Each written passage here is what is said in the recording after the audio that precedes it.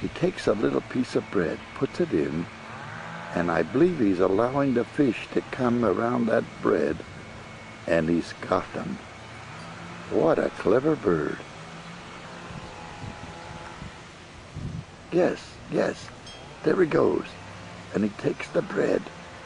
Oh, what a clever bird. There, he puts it in, and he waits. Turns it around, and he just waits.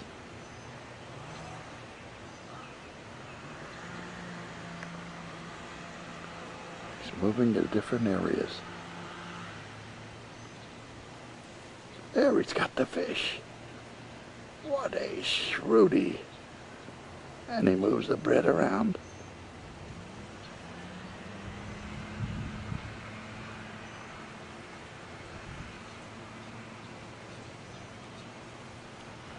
There, he's got another fish. Shrewd. I've never seen anything like this.